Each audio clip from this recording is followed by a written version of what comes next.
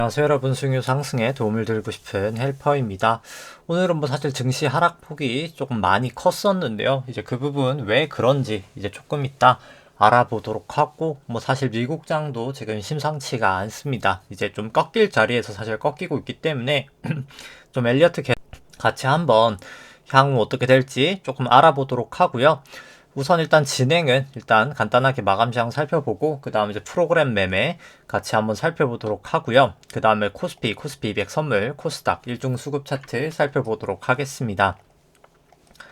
그 다음에 이제 코스닥 관련해서 9월 선물 만기후로부터 현 선물 수급 추이, 연초이로부터 수급 추이 같이 한번 보도록 하고요. 그 다음에 이제 어제 리포트 간단하게 조금 살펴보도록 하고요. 그 다음에 오늘도 그냥 먼저 좀 차트부터 보도록 하겠습니다. 그냥 좀 순서를 바꿔서 일단 코스피랑 코스닥 차트랑 이제 왜 떨어지는지 좀 보기에 앞서서 그냥 밸류에이션 지표부터 먼저 간단하게 보도록 하겠습니다. 이 일드갭이라는 밸류에이션 지표로 코스피, 코스닥, S&P 같이 살펴보도록 하고요. 그 다음에 이제 코스피, 코스닥 신용잔고 추이 같이 보도록 하겠습니다. 그 다음에 통화량 지표인 M2 데이터 토대로 이제 S&P, 나스닥 통화량 대비해서 밸류에이션, 코스피, 코스닥 똑같이 밸류에이션 한번 보도록 하고요. 그 다음에 수출액이나 이제 ISM 제조업 비제조업은 설명 생략하도록 하고 일간 한국 수출액 대비해서 코스피 밸류에이션, 그 다음에 이제 글로벌 GDP 대비해서 코스피 S&P 밸류에이션, 그 다음에 이제 미국 쪽 하이힐드 스프레드 오늘 좀 많이 튀었었는데 이제 26일 데이터긴 합니다. 이거는 이제 그 부분 같이 한번 좀 보도록 하겠습니다. 그 다음에 이제 일단 코스피, 코스닥, S&P, 나스닥 차트 보도록 하고요. 차트 보고 나서 이제 왜 어떤 요인들 때문에 당연히 이제 오미크론 영향이 있긴 하지만 오늘 같은 경우 이제 모더나 이제 CEO가 백신 효과가 좀 많이 떨어질 것 같다라는 발언을 하면서 떨어진 부분은 있지만 과연 지금 매도하는 이유가 과연 그것뿐인가라고 생각을 하면 저는 아니라고 생각을 합니다. 사실 떨어질 자리에서 지금 기술적 분석이나 유동성으로 봤을 때 떨어질 자리에서 딱 떨어지고 있기 때문에 좀 그 부분 계속해서 좀 같이 한번 반복되는 내용이지만 좀 살펴보도록 하겠습니다. 그 다음에 이제 비트코인이나 나머지 필라델피아 반도체 지수부터 여기 이제 미국제 10년물까지 같이 한번 살펴보도록 하고요. 그 다음에 다 증시 종목들 다 하락폭이 크죠. 키스코 홀딩스나 우리금융지주나 현대해상이나 같이 한번 살펴보고, 그 다음에 이제 오늘 화요일 날이기 때문에 이제 현대차, 셀트리온, GS, NC소프트, 게임스톱 종목까지 살펴보고 방송 좀 마치도록 하겠습니다. 오늘 같은 경우 일단 코스피 2.4% 나오면서 사실 급락을 했고요. 코스닥 같은 경우도 2.7% 급락을 하면서 마감이 됐습니다. 오미크론의 영향이 가장 컸다라고는 생각하지만 사실 이제 그것뿐만은 아니라고 보고요. 이 검은 색깔 선이 이제 코스피 200 차트인데 파란 색깔이 이제 프로그램 순 매도입니다. 오늘 증시 계속해서 일단 프로그램이 조금 매도가 좀 하락하는 걸 이끌었다라고 볼 수 있고요. 프로그램 매도의 주체는 외국인이 한 3,100억 정도 매도가 있었습니다. 기관은 움직임은 크지 않았었고요. 수급 같은 경우에 이제 코스피 같은 경우에는 개인이 한 7,300억 정도 매수가 있었고요. 외국인 한 1,300억 정도 매도, 기관이 한 6,400억 정도 매도가 있었습니다. 코스피 200 선물 같은 경우에는 기관이 4,400억 정도 매수가 있었고요. 외국인이 1,500억 정도 매도, 개인이 한 3,000억 정도 매도가 있었습니다. 그 다음에 코스닥 같은 경우에는 기관이 한 1,000억 정도 매수가 있었고, 그 다음에 이제 개인이 240억 정도 매도, 외국인이 한 830억 정도 매도가 있었습니다. 그 다음에 이제 9월 선물 만기후로부터 이제 코스피 같은 경우, 코스피 이제 현물 같은 경우에 이제 개인이 아직까지는 약 1조 4천억 정도 매수 중이고요. 그 다음에 외국인과 기관이 매도 중이고, 선물 같은 경우는 역으로 외국인이 한 1.3조 정도 매수 중입니다. 근데 다만 누적해서 연초이로부터 현물 수급 같은 경우 개인이 72조 여전히 매수 중이어서 수급은 저는 중기적으로는 상당히 좋지 않다라고 보고요. 코스닥 같은 경우는 설명을 생략하고 여전히 여기도 코스닥도 연초이로 개인만 지금 매수하고 있는 시장이기 때문에 수급은 상당히 계속해서 좋아 보이지 않는다 라고 좀 생각이 됩니다. 뭐 어제 이제 바이든 대통령이 이제 뭐 코로나19 오미크론 변이를 막기 위해서 봉쇄 조치는 없을 거라고 했고요. 뭐 사실 조금 이따 뒤에서 얘기하면 이제 이해하시겠지만 봉쇄 조치가 없는 게 아니라 할 수가 없는 겁니다. 그러니까 안 하는 거와 못 하는 거의 차이가 크죠. 이제는 좀 못 하는 상황이 돼버렸다라고 생각을 하시면 됩니다. 이제 왜 이제 그런 상황이 되고 있는지 조금 뒤에 설명드리고요. 그리고 이제 파월 연준의장이 뭐 코로나19 오미크론 변이가 뭐 경기 하방 압력으로 뭐 작용할 것이다라고 하면서 이제 뭐 연준이 테이퍼링을 좀 늦추거나 긴축을 조금 늦추는 게 아닐까라는 기대를 좀 시장에서 많이 하고 있는데 이제 그 부분이 이제 왜 아닌지도 조금 이제 똑같은 내용이거든요. 뭐 좀 뒤에서 설명드리도록 하겠습니다. 여기도 어디에 하방 압력을 한다고 해서 뭐 사실 완화적인 통화 정책을 한다라는 거는 이제 논리로 맞지 않는 상황이거든요. 이제 그 부분 그리고 오히려 이제 인플레이션 불확실성이 좀 증대된다고 하면서 뭐 저는 오히려 이게 역으로 인플레이션 더 만들 수도 있다라고 봅니다. 뭐 뒷부분에 좀 설명드리도록 하고요. 뭐 보스틱 애틀란타 뭐 연은 총재 같은 경우에는 뭐 델타 변이만큼 또 치명적이진 않다라고는 이제 설명을 했습니다. 뭐 실제로 일단 치명률 자체는 좀 낮지 않을까라는 전망이 지금 더 많기는 하고요. 백신이 안 듣는 거랑 뭐 치명률이 높은 거랑 또 별개의 얘기죠. 그런 문제고 뭐 나머지 부분은 뭐 설명을 조금 생략하도록 하겠습니다. 그 다음에 뭐 차트 이제 조금 이따 보면서 왜 이제 좀 빠지고 있는지 오미크론뿐만 아니라 크론뿐만 아니라 살펴보고 일단 좀 펀더멘털적인 측면들 먼저 좀 살펴보도록 하겠습니다. 일드갭부터 살펴보면 빨간색 깔이 이제 코스피 안에 있는 기대 수익률을 국고채 10년 금리로 차감을 한 거고요. 높을수록 그냥 저평가, 낮을수록 고평가입니다. 파란색은 코스피 차트고요. 뭐 증시가 이제 많이 빠지면서 좀 올라오긴 했지만 과거 대비해서는 여전히 좀 비싸 보이는 레벨이다 라고 생각을 하고요. 긴 시계열로 봐도 뭐 우리나라는 엄청 비싼 건 아닙니다. 사실 이제 좀 많이 빠져서 비싼 건 아니지만 그래도 싼 거 같지는 않다. 뭐 요 정도 밸류에이션이라고 볼 수 있을 것 같고요. 뭐 코스닥 같은 경우도 여기는 조금 더 비싸 보입니다. 2018년 정도 밸류에이션 부분까지 왔기 때문에 조금 더 밸류에이션 부담이 있다라고 생각을 하고요. 미국 쪽이랑 한국 쪽 같이 돼 있는 밸류에이션 봤을 때는 미국 쪽이 훨씬 더 밸류에이션 부담 있어 보인다라고 생각을 합니다. 이제 뒤에 얘기를 하겠지만 미국 쪽이 실질금리가 계속 낮았던 부분에 영향이 있고요.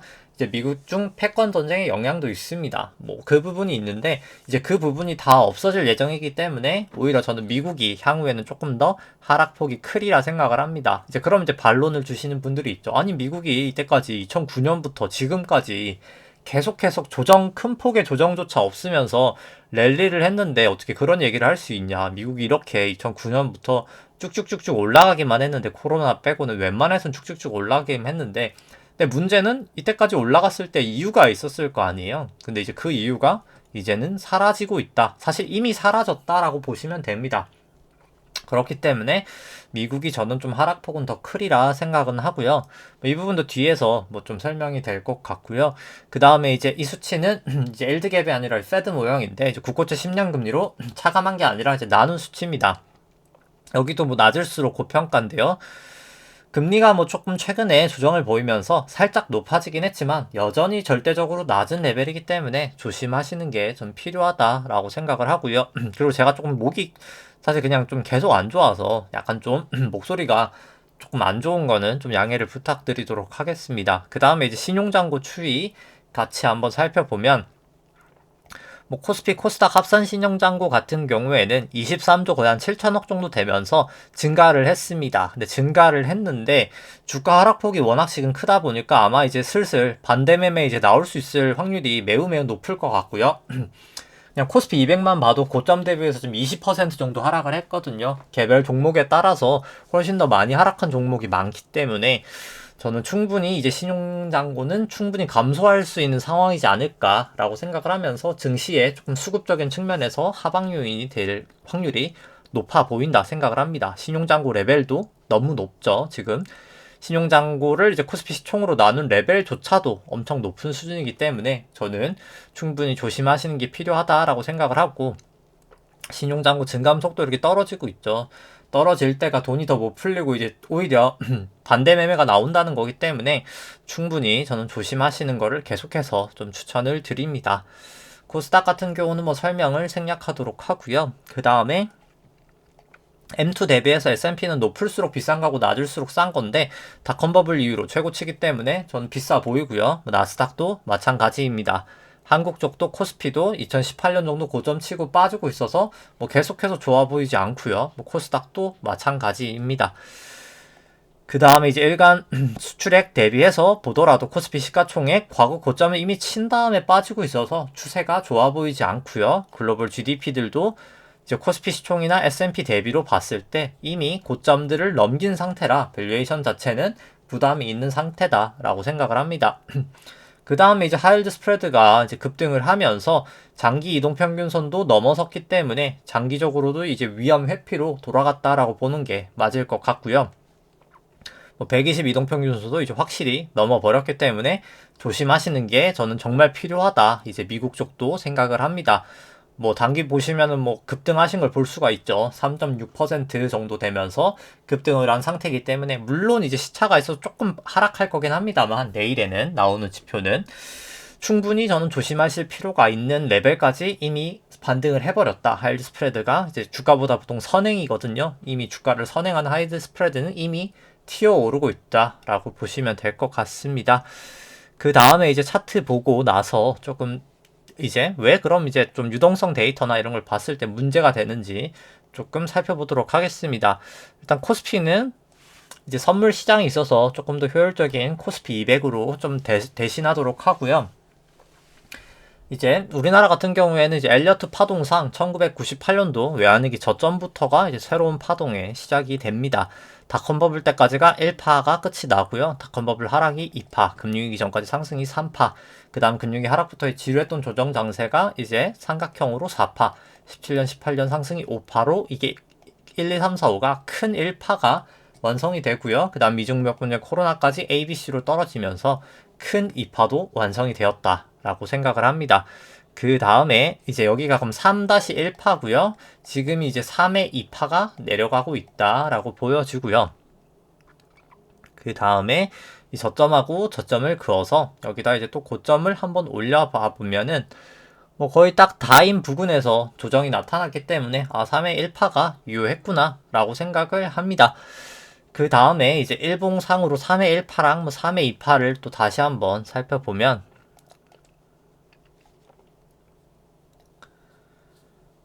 이제 여기까지가 이제 1파, 그 다음 여기가 2파, 여기가 이제 3파, 여기가 4파, 여기가 이제 5파 고점을 쳤다라고 보고요. 이제 2파랑 이제 4파가 5파 고점이 나오기 전에 알 수가 있었죠. 여기서 이제 3파 고점을 올려놨을 때 여기도 이제 고점하고 고점이 닿았기 때문에 채널은 유효했고 여기 이제 고점이 넘어갔다가 여기 이제 깨질 때 이때 매도를 할 수 있지 않았을까 싶고 늦어도 2파랑 4파 채널이 깨질 때 이 부분에서는 매도를 할 수 있지 않았을까 생각을 합니다. 그 다음에 이제 내려왔던 게 A파고요. 여기가 이제 5파 치고 나서 여기까지 B파가 올라가고 나서 여기가 1, 2, 3, 4, 5로 C까지 빠지면서 A, B, C가 이제 큰 A까지도 완성이 되었다라고 봅니다. 그래서 여기가 5에서 B파를 또 그어서 A파까지 올려놓으면 채널링을 할 수 있는데 여기도 저점은 또 닿은 걸 봤을 때는 채널은 유효했다라고 보고요. 여기 채널을 이제 하회할 때 C가 이제 거의 끝나가는구나 알 수 있었고 다시 올라올 때 C가 끝났구나 라고 해서 A, B, C의 A가 끝난 거는 알 수 있었습니다. 그 다음에 이제 4랑 4파의 저점과 A파의 저점을 그어서 깨지면 목선이 되는데 이제 1차적으로 여기서 좀 깨져서 뭔가 좀 이상하다 싶었지만 다음날 바로 이제 반등해서 큰 문제는 없었고 여기도 깨졌다가 다시 이제 좀 올라가서 문제는 없었다가 중요한 건 여기서 깨진 다음에 훅 깨져버려서 뭔가 이상하다 싶었는데 역시나 이제 전저점을 깨버려서 아마도 이제 이렇게 되면 좀 시간이 지금 짧은 게 좀 마음에 걸리긴 하는데요. 이 ABC 대비해서 요 ABC가 워낙 짧아서 좀 마음에 걸리긴 하는데 그냥 아마도 이 ABC가 이제 큰 비일 가능성이 좀 이제 좀 높아진 것 같습니다. 시간이 조금 짧다는 게 유일한 조금 마음에 걸리는 부분이긴 합니다만 전저점 깨고 여기 4랑 A근 채널도 깨져버렸기 때문에 볼린저 밴드도 지금 벌어지는 상황에서 빠지기 때문에 상당히 좋아 보이지 않는다. 사실 추세상 전환선 기준선 다 하회하고 9일 26일 프랭스팬 다 역전되는 상황에서 거래량까지 터지면서 떨어지는 상황이라 뭐 상당히 저는 좋아 보이지 않는 상황이다. 사실 저 비판은 계속 말씀을 드렸다시피 여기서는 계속 무리할 필요가 없다라고 말씀드렸죠. 제가 계산치상 406에서 422까지 갈 수는 있지만 비판은 사실 정확하게 추정이 불가능한 파동이거든요. 그렇기 때문에 이제 계속 무리하지 말라고 말씀을 드렸었고, 뭐 결과적으로 사실 무리하지 않았던 게 뭐 좋았던 상황이 되지 않았나 생각을 하고요. 그 다음에 이제 계산치상으로 한번 살펴보면 제 파일을 안 켜서 잠시만요. 네. 네, 이제 파일을 켰는데요. 네. 계산치상 아무래도 만약에 여기가 B였다라고 했을 때 만약에 이제 C파는 조금 오류가 걸리는데 이제 오파 고점이 이제 449.04였었거든요. A파까지가 379.08이었고 이제 그러니까 이렇게 보는 거죠. 이제 여기까지가 오파였고 이제 여기가 오파고 여기가 이제 A파고 여기가 이제 B파다라고 하면은 이 C파가 내려갈 거잖아요. 그럼 C파가 어디까지 내려갈지가 중요하겠죠. 이제 그거를 이제 그어보는 건데요. 여기는 이제 채널링은 조금 어려울 것 같고요. 왜냐하면 이제 여기서 이렇게 그어서 뭐 여기까지 빠진다라고 하기에는 뭐 사실 너무 작긴 해서 이렇게 볼 수밖에 없잖아요. 그래서 그럼 여기가 C인가? 라고 하기에는 좀 무리가 있지 않을까라는 생각이어서 물론 이제 뭐 아예 불가능하진 않습니다. 뭐 이렇게도 그어지기는 하죠. 뭐 사실 그래서 우리나라는 그냥 여기가 C가 끝이고 바로 B파입니다라고도 뭐 가능은 하지만 좀 가능성이 낮지 않을까. 이제 그래서 이게 B라기보단 만약에 이렇게 간다고 치면 그냥 A, B, C로 이게 B지 않을까라는 생각이긴 하고요. 그냥 이제 계산치로만 계산을 해봤을 때는 이제 B파를 올려놓으면 아마 되돌림되는 C파 같은 경우에는 330에서 287까지 정도 빠질 수 있지 않을까. 뭐 330에서 뭐 꽤 많이 빠지는 거죠. 여기서 여기까지도 빠질 수 있다. 결국 좀 시간은 더 걸리면서 빠지겠지만 뭐 이렇게까지도 열어놔야 되는 상황이라 여기가 거의 4파 부근이죠. 원래 보통 ABC가 4파까지 많이 빠지거든요. 충분히 매우 저는 좀 조심하셔야 될 구간이다 라고는 생각을 합니다. 뭐 좀 충분히 조심하시는 게 필요하다라고 생각을 하고요. 뭐 코스피 같은 경우도 이제 전저점 둘 다 깨졌기 때문에 뭐 크게 다르진 않은 모양새고요.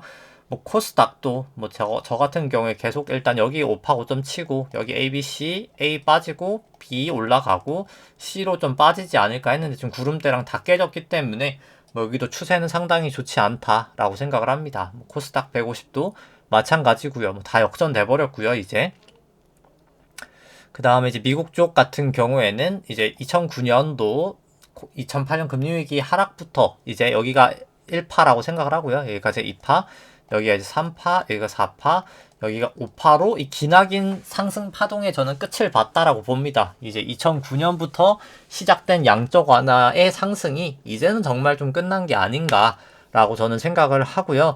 이 마지막 5파를 이제 일봉으로 살펴보면 이제 마지막 5파에 대해서 여기까지가 1파, 2파, 여기가 3파, 여기가 4파, 그 다음 여기가 마지막 5파라고 생각을 하고요.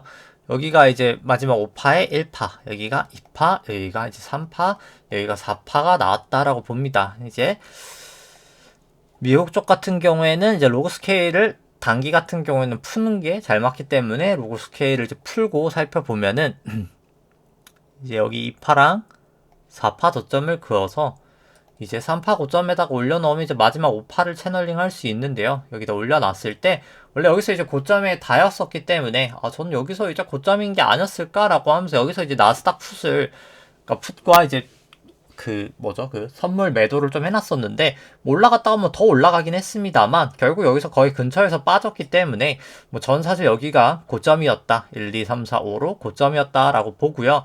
지금 이제 내려가는 파동이다 라고 봅니다. 볼린저 밴드를 이제 하단을 치면서 빠지고 있기 때문에 상당히 좋아 보이지 않고요. 주가가 여기서 고점을 쳤는데 불구하고 MACD는 이렇게 추세가 떨어지고 있죠. RSI도 그렇고 이 다이버전스죠. 이제 하락 다이버전스. 주가는 올라갔는데 보도지표는 떨어지는 하락 다이버전스 나오면서 주가가 빠질 때 오히려 거래량이 더 터지는 현상이 나타나고 있기 때문에 뭐 추세가 이제 상당히 좋지 않다라고 생각을 하고 오늘 만약에 26일 프랭스팬까지도 역전이 돼버리면 더욱더 하락 속도가 가파를 수 있다라고 생각을 합니다. 그 다음 이제 분봉으로 살펴보면 이제 좀 제가 생각했던 구간을 나스닥으로 좀 넘었는데 좀 나스닥으로 넘어서 이제 S&P도 비슷하게 갈 것 같거든요. 그래서 원래는 제가 여기가 1, 2, 3 그 다음에 이제 3의 1이고 이게 3의 2고 그 다음에 이제 3의 3이지 않을까라고 했는데 나스닥 같은 경우 여기가 이렇게 넘어버렸거든요. 그렇기 때문에 제가 생각했던 거는 아니고 여기가 그냥 A, B, C로 A고 지금 올라갔던 게 B파고 아마도 이제 C로 내려가지 않을까 뭐 이렇게 생각을 합니다. 근데 B가 뭐 이렇게까지 갔다가 뭐 떨어질 수는 있겠지만 결국 여기가 이제 B였다가 C일 가능성이 높다라고 보고요. 만약에 아니면은 뭐 그냥 한 번 더 상승이 남았다 치면 A, B, C 다음에 상승이 나올 수 있겠지만 뭐 지금 상황상 뭐 좀 그거는 가능성이 좀 낮지 않을까. 볼린저 밴드를 보나 뭐 여러 가지 측면에서 어렵지 않을까 생각을 합니다. 왜냐면 볼린저 밴드 같은 경우에 50일로 한번 살펴보면은 볼린저 밴드 50을 이렇게 넘었다가 빠졌기 때문에 여기까지 다시 올라가기엔 좀 어려울 것 같고요. 그 다음 200일 볼린저로 보더라도 이미 넘어갔던 상황에서 빠지고 있는 상황이라 아마도 제가 봤을 때 이제 C로 빠질 가능성이 크다라고 생각을 합니다. 이렇게 A, B, C, A, B, C로 빠질 가능성이 크다라고 보고요. 만약에 C로 빠진다라고 했을 때 S&P 같은 경우엔 또 자료를 입력해 놨을 때 뭐 한 450에서 440까지는 일단 1차적으로 A파의 A, B, C가 끝이 나지 않을까라는 생각이고요. 뭐 나스닥 같은 경우도 이제 여기서 5파 고점을 쳤다라고 보여지고요. 그 다음에 이제 좀 여기도 겁이 나는 게 볼린저 밴드가 상당히 모여 있는 상태여서 이제 위든 미치든 아마 틀 텐데 상당히 좀 가파르게 움직임이 나타날 수 있지 않을까 생각이 됩니다. 정말 좀 조심하시는 게 필요하고요. 거래량이 주가가 하락할 때 오히려 더 커지고 있고 여기도 여전히 다이버전스기 때문에 저는 정말 조심하시는 게 필요하다라고 생각을 합니다. 그 다음에 이제 뭐 나스닥 같은 경우는 이제 아까 말씀드린 대로 여기가 1파, 2파, 3의 1, 3의 2라고 하기에는 3의 2가 여기를 넘어버렸기 때문에 그건 불가능하고요.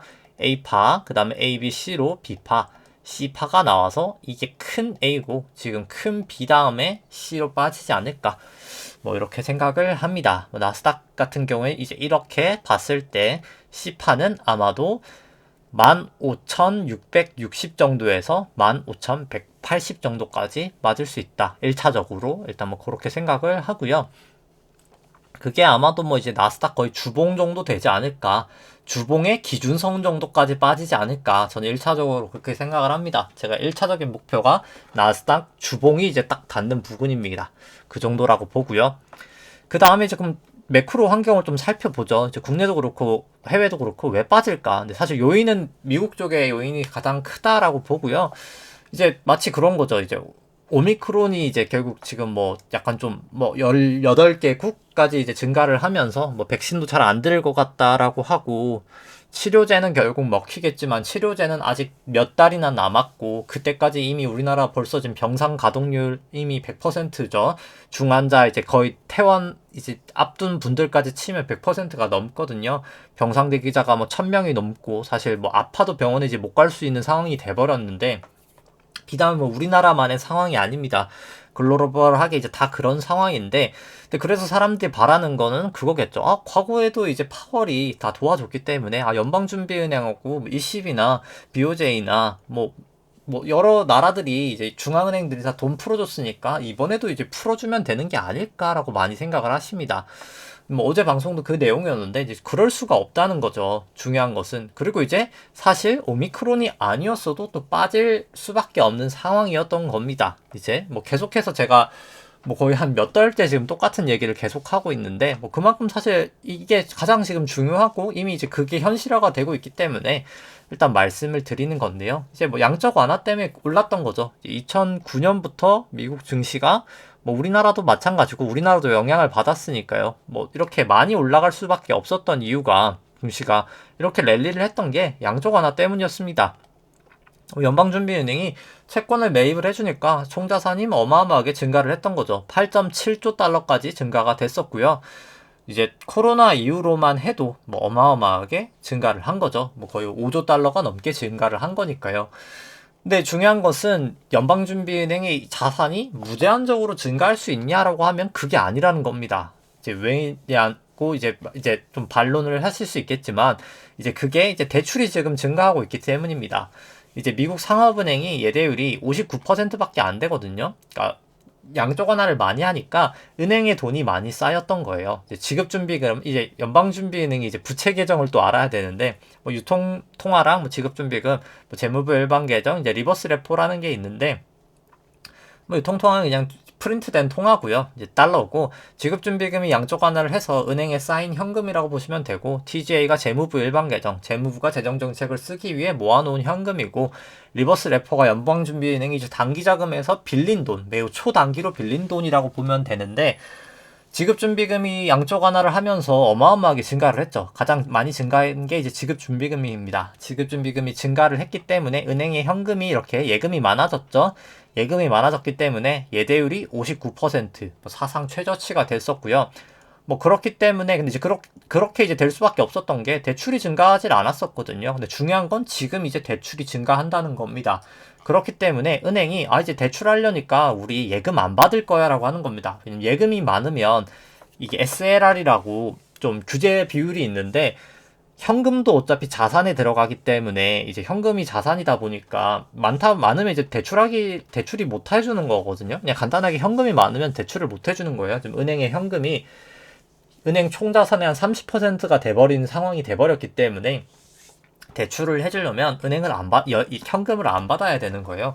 그러니까 이제 은행들이 이제 지급준비금 우리 안 받을 거야 라고 해서 양쪽 하나를 하는 금액만큼 지급준비금을 지금 안 늘고 있는 겁니다. TGA도 마찬가지고요. TGA는 이제 재정정책을 이미 뭐 다 써버렸기 때문에 돈을, 그러니까 설사 일시적으로 증가하는 거지 TGA는 계속 늘어 있을 수가 없거든요. 어차피 이 돈이 재정정책 하려고 있는 돈인데 어차피 이렇게 늘었다가 한 방에 줄 수밖에 없는 상황이어서 뭐 어차피 줄을 수밖에 없는 돈이고, 그럼 이제 부채를 증가를 해야 자산 매입을 해줄 수 있을 거 아니에요. 이제 오미크론이 진짜 뭐 창궐을 하더라도 결국 자산 매입을 해주려면 부채가 증가가 돼야 자산 매입을 해줄 수 있는데, 이 유통통화는 프린트된 달러니까 이거를 증가시킬 수는 없는 거고요. 당연히 지급준비금은 은행에서 안 받아주고, TGA 같은 경우에 이제 부채 한도 협상도 안 된 한국에서 재무부가 이제 재정정책을 하는 걸 오미크론 때문에 뭐 더 많이 해서 순간적으로 늘리는 한이 있더라도 어차피 재정정책 나가게 되면 주는 거거든요. 그래서 이거는 늘릴 수가 없고, 리버스 레포밖에 못 늘리기 때문에 지금 이미 리버스 레포를 한 2조 달러나 늘린 겁니다. 근데 중요한 거는 리버스 레포를 늘리다 보니까 이 단기자금 시장에서 문제가 되는 거죠. 연준이 이제 단기자금 시장에서 돈을 빌리는 거를 이제 리버스 레포라고 이제 얘기를 드렸었잖아요. 이제 그 리버스 레포를 한다는 것 자체가 단기자금 시장에서 연준이 이제 돈을 빨아당기다 보니까 이 단기금리인 SORF, 이제 레포 금리가 올라가는 겁니다. 이게 리버스 레포 금리라고 생각하셔도 되거든요.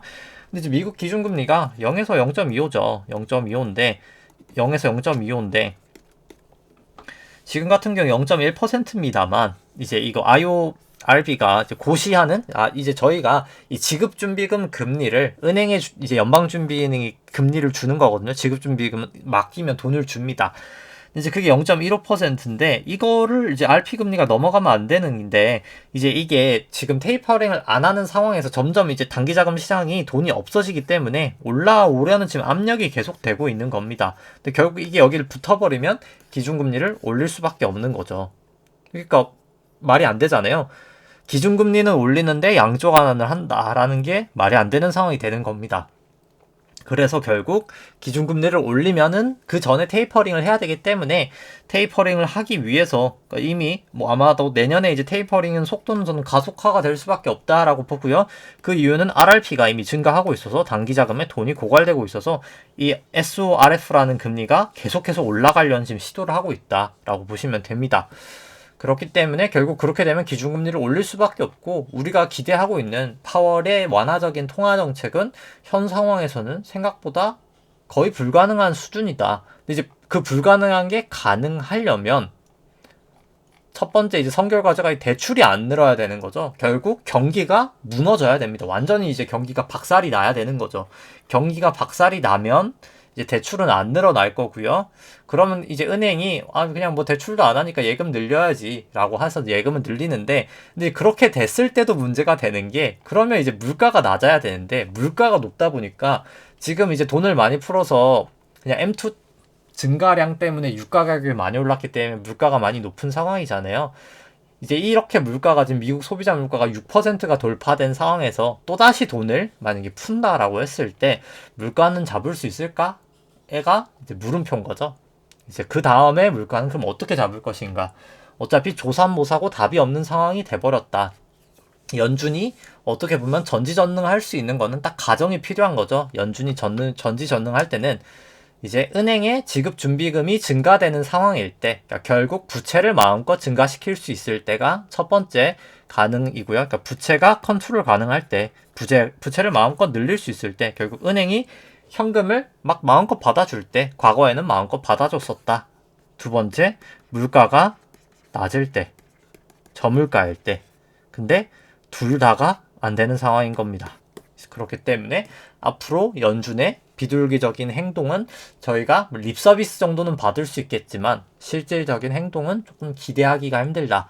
그렇기 때문에 이 예금이 많이 증가를 했기 때문에 나타났었던 결과가 실질금리가 마이너스여서 주식시장이 할인율로 작용하는 실질금리가 마이너스여서 주식시장이 랠리를 보였었는데 실질금리가 마이너스 떴던 적이 딱 4번밖에 없죠. 근데 양적 완화 이후로 3번이 있었고 이 75년도가 이제 하이퍼 인플레이션, 미국 쪽 거의 하이퍼 인플레이션까지는 아니지만 기준금리를 20%까지 올리면서 물가가 엄청 뛰었던 이 70년도 후반 바로 직전 딱 그때 빼고 이제 다 이제 실질금리가 이제 양적 완화 이후인데 그렇기 때문에 실질금리가 올라갈 수밖에 없는 거죠. 왜냐하면 결국 대출이 증가하면 실물 경제로 돈이 흘러간다는 거거든요. 그러니까 결국 양적 완화를 했던 목적 자체가 금융시장에 돈을 많이 푸는 거였는데 이제 금융시장에 많이 돈이 풀려서 실질금리가 마이너스였기 때문에 증시가 랠리를 보일 수 있었는데 이제 지금은 그 돈이 실물 경제로 대출을 통해서 우리의 진짜 피부에 와닿는 실물 경제로 흘러가기 때문에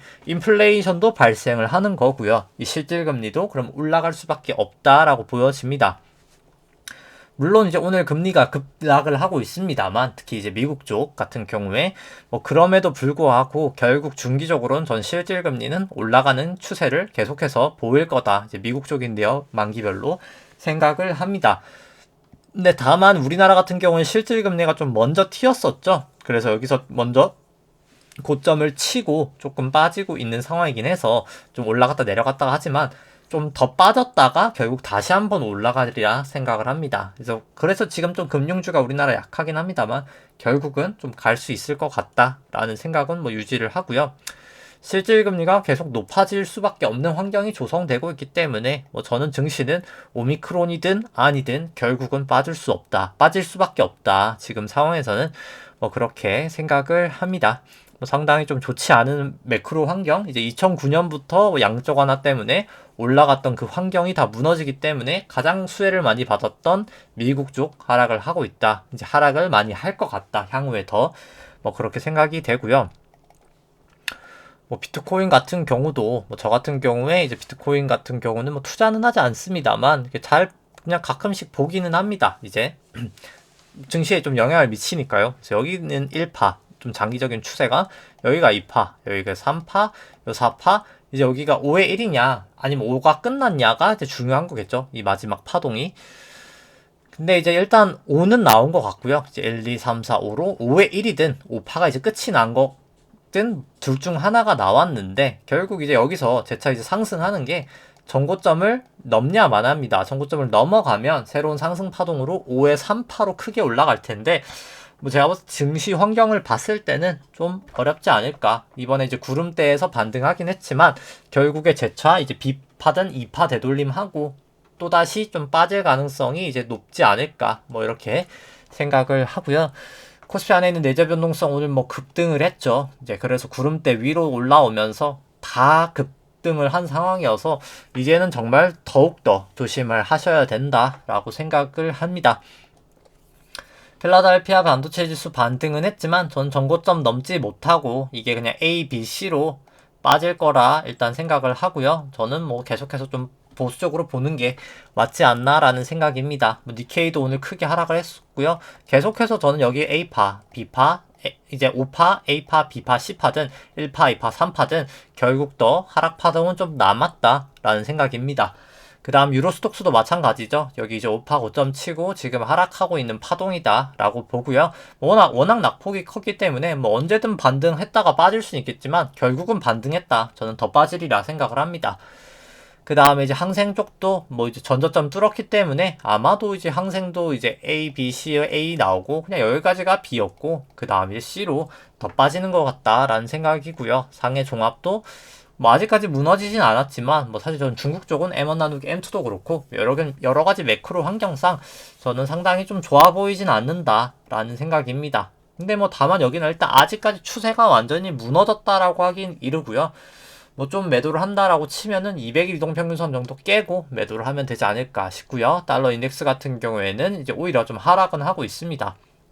뭐 MACD나 뭐 RSI 봤을 때 뭐 좀 빠질 수도 있겠다라는 생각이긴 하고요. 그 다음에 이제 뭐 달러 원 같은 경우는 이제 여기도 뭐 좀 빠질 수 있겠다라는 생각입니다. 추세 자체로. 근데 일단 뭐 추세로만 대응을 한다라고 치면 한 기준선 깨지면 뭐 대응하시면 되지 않을까 생각을 하고요. 근데 뭐 달러 인덱스는 단기적으로는 좀 빠질 수 있겠지만 뭐 저는 결국 긴축은 계속해서 빨라질 수 있다고 봐서 좀 중기적으로는 올라가리라 생각을 하고요. WTI 같은 경우에는 뭐 결국 저는 뭐 이미 추세를 여기서 깨버렸죠. 이제 여기가 1파라고 볼 수 있는 위치였는데 1파 저점을 깨졌기 때문에 결국 단기 반등을 하더라도 결국 추세 자체는 좀 빠질 수 있다. 빠졌다가 좀 가지 않을까 생각은 하는데 일단 여기 200일 이동평균선 여기를 좀 지지를 하느냐 마느냐가 상당히 중요하지 않을까라고 생각을 하고요. 금선물 같은 경우에는 뭐 사실 실질금리는 저는 올라갈 수밖에 없다고 봐서 결국에는 좀 계속해서 안 좋게 봅니다. 그래서 중기적으로는 빠졌다가 실질금리가 한 1에서 2 정도 되고 나서 매수를 하면 되지 않을까 싶고요. 국고채 10년물 우리나라 금리 같은 경우 1, 2, 3, 4, 5 치고 고점 치고 저는 지금 빠지고 있는 중이다 라고 보고요. 그래서 이제 A, B, C 정도로 지금 빠지고 나서 이게 A, B, C 다음에 B 다음에 C로 빠질지 아니면 그냥 A, B, C가 끝이 날진 모르겠지만 그 다음 상승 파동 하기 전까지는 저는 좀 빠질 것 같다라고 사실 계속해서 생각을 하고 있습니다. 그 다음에 이제 미국채 10년물 같은 경우에는 뭐 빠지고 있지만 뭐 저는 여기를 깨지 않는 이상 반등은 다시 한번 나타나지 않을까라고 생각을 하고요. 지금 아마 1, 2, 3, 4 정도라고 봅니다. 왜냐하면 이제 미국 같은 경우에는 아직 5파를 전 쳤다라고 보지 않기 때문에 1, 2, 3, 4, 5로 전고점은 좀 넘어갈 때까지 올라가지 않을까라고 생각을 합니다. 그 다음에 이제 키스홀딩스 같은 경우는 뭐 사실 계속 낙폭이 큰데 이제 조금 거래량이 터지고 있거든요. 좀 외국인 창구 쪽에서 매수가 들어오는 영향이라고 보고요. 근데 그럼에도 불구하고 이제 그쪽에서 공격적으로 매수를 하지 않고 그냥 받아주기만 하는 형국이라 그냥 거래량만 터지면서 이제 좀 손바뀜이 나고 있기는 합니다.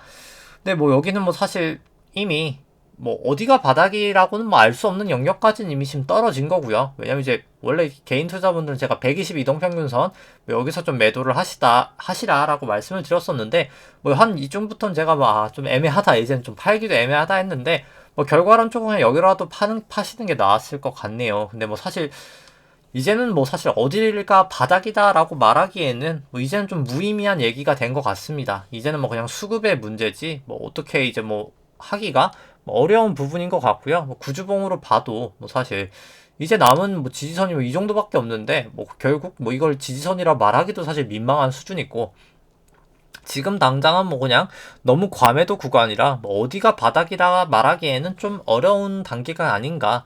근데 뭐 사실 여기도 펀더멘털적인 측면으로 봤을 때 뭐 너무 많이 떨어진 건 아닌가라는 생각은 듭니다. 뭐 일단 뭐 사실 그렇긴 한데 중요한 건 일단 뭐 빠졌기 때문에 뭐 어쩔 수가 없는 거긴 하죠. 근데 뭐 저 같은 경우에 뭐 사실 물량이 많기도 하고 어차피 저는 뭐 근데 올라가리라고는 생각을 합니다. 뭐 굳이 이제 파동론으로 생각해 본다면 여기가 깨지면 안 되겠죠. 여기가 이제 깨지지 않는 선에서만 반등을 한다라고 치면은 뭐 저는 충분히 더 올라갈 수 있다라고 보고 이제 그냥 내재 가치로만 봤을 때 현재 주가 14,100원 정도 되지만 뭐 나머지 실적 전망치 이 정도 감안을 했을 때 뭐 저는 한 7만원까지 갈 수 있는 밸류에이션은 존재한다라고 보고요. 여기는 뭐 사실 계속해서 주주 환원 정책이 가장 중요하긴 한데 뭐 일단 계속 안 하고 있긴 하네요. 지금 일단 24일 이후로부터 11월 뭐 자사주 소각이 가능한데 뭐 일단 아직은 안 하고 있는데 이제 그걸 해야 사실 올라갈 수 있는 모멘텀이 나오지 않을까 네, 생각은 합니다. 일단 뭐 저 같은 경우에 일단 국내 주식은 뭐 계속해서 그냥 해지용으로 들고 있고요. 근데 저는 이제 지금 메인 포지션은 일단 뭐 나스닥 숏입니다. 이쪽에서 나스닥 일단 숏 했던 게 일단 메인 포지션이어서 일단 이게 미국이 이제 빠져주느냐 마냐가 뭐 저는 일단 가장 중요하긴 하고요. 뭐 국내 쪽은 사실 계속해서 저는 좀 보수적으로 보시는 게 미국도 마찬가지고 일단 생각은 하는데 뭐 사실 낙폭이 뭐 분명히 과다한 거는 맞는 것 같습니다. 뭐 분명히 낙폭은 과다한 건 맞는데 일단 뭐 굳이 떨어지는 칼날이라 이게 선뜻 사실 매수를 하려면 전환선이라도 좀 넘고 매수를 하는 게 이제 좀 더 낫지 않을까라는 생각이 드네요. 전환선을 결국 못 넘고 있죠. 지금 계속해서 일단 전환선을 좀 빨리 넘어야 되지 않을까라는 생각이고 뭐 현대해상도 낙폭이 컸죠. 이제 200 이동평균선 깨지면서 뭐 낙폭 자체가 뭐 어마어마하게 컸습니다. 근데 뭐 여기도 이제 뭐 어디가 바닥일진 모르겠으나 뭐 낙폭 자체가 워낙 커서 뭐 여기 이제 오르지도 못했죠. 뭐 사실 뭐 그렇기 때문에 뭐 언제든 반등은 가능하겠지만 일단 뭐 지금 증시 자체가 뭐 다 떨어지고 있는 상황에서 뭐 혼자 반등하기는 어렵지 않을까. 그리고 여기 같은 경우 이제 국고채 금리가 계속 빠지고 있는 상황이어서 국고채 금리가 이제 반등할 때 같이 좀 반등을 하지 않을까. 뭐 조금 더 낙폭 가능성은 있다. 라고는 생각을 합니다만 뭐 사실 그냥 여윳돈이 있으면 계속 그냥 모아가기는 저는 계속해서 괜찮은 레벨이다라고 생각을 합니다. 이제 기대 수익률이 24%까지 왔거든요. 뭐 정말 이제 좀 많이 과하게 싼 영역까지는 왔다라고는 보여집니다. 그래서 뭐 저 같은 경우에는 뭐 지금 얘기 드리는 주식들은 다 그냥 제가 선물로 이익이 나면 다 이제 추가 매수를 조금 할 생각이고요. 우리금융 지주 같은 경우는 뭐 크게 낙폭이 나타나진 않았지만 일단 여기도 뭐 차트가 아직 뜨진 않았는데 추세가 좋지 않은 게 사실입니다. 여기 이제 구름대까지 바닥까지 왔다가 내려왔음에도 불구하고 26일까지도 깨지고 뭐 언제든 조정이 나타날 수 있는데 그나마 여기는 외국인 수급이 계속해서 좀 좋기 때문에 버티고 있는 거죠. 근데 여전히 수급은 좋아도 추세가 좋지는 않다라고 판단은 됩니다. 볼린저 밴드 이렇게 벌어지면서 같이 빠지고 있기 때문에 뭐 수급은 좋으나 추세는 좋지 않다라고 보여지고요. 기대 수익률로 보더라도 뭐 여기 같은 경우도 상당히 높죠. 상당히 높은 보통 은행이 한 15, 16 높아야 16인데 지방은행 대하 17인데 뭐 여기는 18.7이니까 상당히 저평가되어 있다라고 생각을 해서 충분히 매수 가치는 있다라고 판단이 되고요. 그 다음에 현대차, 셀트리온, GS, NC소프트, 게임스톱 오늘 화요일 종목들 살펴보면 화요일 종목들 같은 경우에 이제 현대차부터 살펴보면 현재 주가 19만 5천원 정도 되고요. 나머지 이제 실적 전망치 이 정도다라고 감안을 했을 때 뭐 저는 밸류에이션 부담은 뭐 어떻게 보나 있다라고 봅니다. 뭐 림으로 보면 소폭 그냥 딱 적정하다라고 나오지만 FCF로 봤을 때는 좀 밸류에이션 부담은 좀 커 보인다라고 생각을 하고요. 상대가치 평가로 보더라도 이제 밸류에이션 부담이 저는 있는 영역까지는 왔다. 라고 생각을 합니다. 이제 뭐 많이 하락했지만 뭐 여전히 좀 밸류에이션 부담은 있어 보이고요. 그 다음에 이제 현대차 같은 경우 차트 살펴보면 뭐 현대차 같은 경우에도 아무래도 이제 여기까지 5파고 치고 나서 A파 치고 여기까지 B파 치고 아마 이제 C파로 빠지는 파동이지 않을까 라는 생각이고요. 그 다음에 이제 셀트리온 살펴보면 현재 주가 20만원 정도 되고요. 나머지 실적 전망치 이 정도다 라고 감안을 했을 때 뭐 림이나 여긴 FCF로나 둘 다 마이너스 한 60% 정도 밸류에이션 나와서 상당히 밸류에이션 부담 있어 보인다라고 생각을 합니다. 다만 뭐 상대가치 평가로 봤을 때는 이 종목은 항상 밸류에이션 부담이 있었던 종목이기 때문에 오히려 상대가치 평가로는 과거 대비해선 지금이 싼 밸류에이션이다 라고 생각은 들고요. 그 다음에 이제 셀트리온 차트를 살펴보더라도 뭐 셀트리온도 일단 뭐 추세가 좋지는 않습니다. 전환선 기준은 다 역전이 됐고 26일도 역전이 됐기 때문에 뭐 여기가 O 치고 나서 A 다음에 B 다음에 C라고 보기엔 B가 너무 짧은 것 같기는 합니다만 결국 설사 B가 더 반등하더라도 그 다음에 한 번 더 빠질 가능성이 좀 높지 않나 라는 생각이고요. GS 같은 경우에 현재 주가 37,500원 정도 되고 나머지 실적 전망치 이 정도다 라고 했을 때 뭐 밸류에이션은 저는 충분히 저렴한 구간이다. 190%, 170%니까 생각을 합니다. 근데 다만 뭐 유가 빠지는 부분 때문에 뭐좀 주가 하락이 있었는데 뭐 사실 여기는 유가보다는 이제 정제 마진이 중요한데 약간 유가랑은 좀 연동이 되는 부분은 조금 억울한 부분이다. 물론 이제 재고 자산 평가 손익 부분은 있지만 그게 이제 장기적인 문제는 아니거든요. 이제 결국은 이제 좀 정제 마진이 중요한데 이제 좀 억울한 면은 좀 있지 않나. 여기도 이제 올라갔던 부분이 거의 되돌렸기 때문에 뭐 사실 상당히 저평가라고는 보는데 여기도 뭐 떨어지는 칼날이 어디가 바닥일지 모르는 거죠. 그래서 굳이 지금 또 줍기도 애매하다. 이제 좀 바닥을 보고 오히려 매수를 가자라는 생각이 맞는 것 같고요. 그 다음에 이제 NC소프트 살펴보면 현재 주가 68만원 정도 되고요. 뭐 나머지 실적 전망치 이 정도다라고 했을 때 뭐 여기는 그냥 소폭 밸류에이션 부담이 있어 보인다라고 생각을 합니다. 그냥 거의 뭐 적정한 수준이다. 약간 비싸 보인다인 것 같고요. 상대가치 평가로 봤을 때도 뭐 그냥 좀 싼 편이다. 근데 아주 싼 건 아닌 것 같고 뭐 굳이 그렇게 손이 가는 밸류에이션까지는 아닌 것 같은 레벨입니다.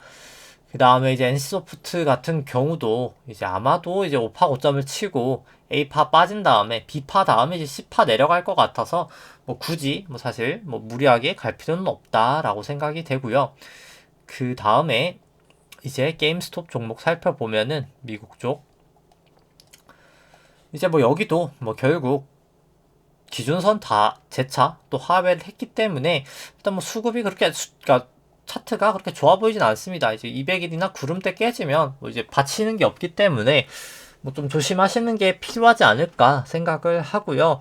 뭐 사실 근데 내재 가치가 없는 주식이기 때문에 뭐 저는 그냥 매도를 하시고 다른 걸 사는 게 낫지 않을까 싶지만 뭐 가지고 계신다면 그냥 여기 200일이나 구름대 깨지면 미련 없이 좀 매도를 하시는 게 필요하지 않을까 생각을 합니다. 뭐 그래서 사실 뭐 지금 일단 증시를 생각해 보면 뭐 다 빠지고 있는 장이죠. 사실 다 빠지고 있는 장이라 그냥 매크로 자체가 좀 상당히 좋지 않다. 왜냐면 이제 뭐 사실 아까 말씀드린 것처럼 뭐 오미크론 이런 게 막 창궐할 때 뭐 과거처럼 그냥 완화적인 통화 정책해서 막 돈 풀고 재정 정책 막 화끈하게 하면 좋을 텐데 앞으로는 이제 부채 구조상 그러기가 힘들다. 물가도 이미 높은 상태에서 오미크론 때문에 지금 봉쇄하는 선진국이나 신흥국이 많아지니까 오히려 병목 현상은 더 강화되고 있는 상황에서 물가가 올라가는 상황에서 연준이 움직이기도 힘들고 설사 물가가 안 높았다 하더라도 이미 대출이 증가하는 상황에서는 은행이 현금을 받아주지 않는 상황에서 더 이상 중앙은행이 돈을 퍼주기 힘든 상황에서 이제 증시가 올라오는데 매우 큰 거의 뭐 절대적인 영향을 했었던 이 할인율 자체까지 올라가고 있는 상황 정말 뭐 진퇴양난의 상황이라고 보고요. 저는 뭐 좀 계속해서 이제 좀 보수적으로 뭐 국내든 해외든 이제는 좀 보시는 게 맞지 않을까라고 생각을 하고 특히 오늘은 좀 미국 쪽이 지금은 좀 중요해 보이지 않나 생각이 됩니다. 뭐 결국 여기서 아무래도 A, B, C, A 나오고 B 정도 나오고 C로 지금 내려갈 수 있는 구간이라 오늘 상당히 좀 조심하시는 게 맞지 않을까라고 생각을 하면서 오늘 방송 여기까지 하도록 하겠습니다. 좋아요와 구독 누르시면 감사하겠습니다. 이상입니다.